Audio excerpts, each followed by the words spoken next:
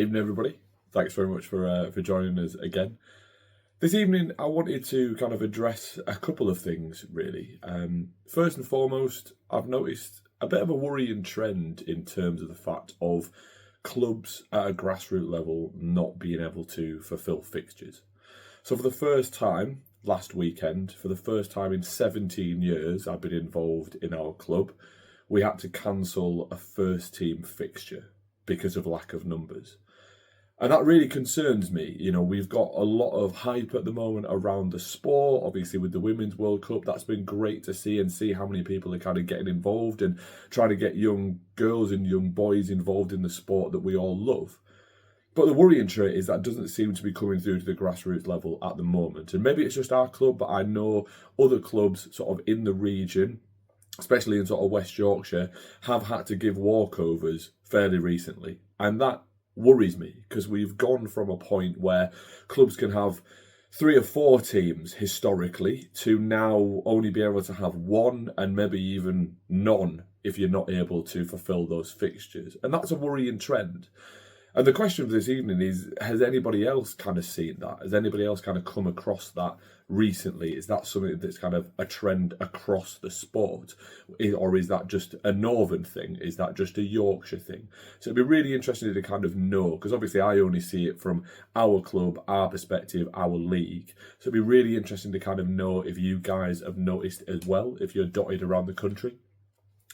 Also, I had a couple of a couple of questions sent over to me by a gentleman on LinkedIn, and I thought they were really, really interesting questions to kind of answer. So remember, if you guys have got any questions about rugby coaching at a grassroots level, please send them over. I will do my best to try and answer them, and I will try and give you honest feedback and answers in regards to what you might raise to me.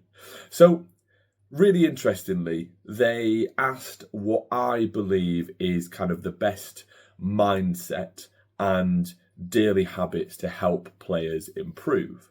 Now, obviously, I can only speak from my experience. I can only speak from what things I put in place at our club and what I believe to be my fundamentals, which I've talked about in earlier videos in regards to what I believe is the essence of the rugby that I want to see and I want to kind of put forward with my players as well. And these might be different for everybody, but this is my take on it. So what's the habits and what's kind of the key things and the key mindset to have?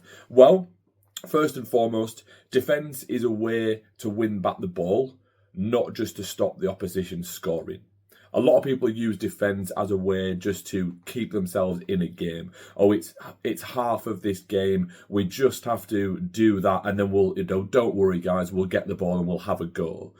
And actually, you see that in quite a lot of professional teams as well, where they kind of treat defence as a secondary part of the game. Where actually, for me, I was never very good ball in hand. I'm still not any good ball in hand, but one key element is I'm very happy to leave a line and whack somebody, and I very much enjoy that part of it.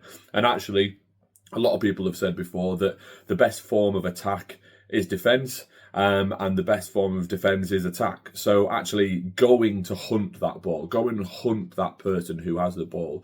One thing that I talk to the boys about is the ball is the danger.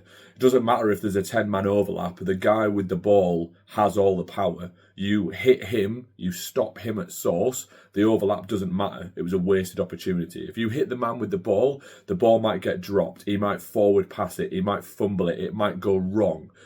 If you leave them to do what they want to do, they can hit that overlap, they can go through you, they can hand off, they can break the line. The ball is the problem, the ball is the issue. And that's kind of how I approach rugby. So that was one of my biggest sort of mindset things that I went back to that gentleman with. And also, asking about sort of daily habits. Well, actually, daily habits, and this relates to kind of what I do as a job and what we talk about in my roles. We're always talking about tiny changes, little things you can do to get better.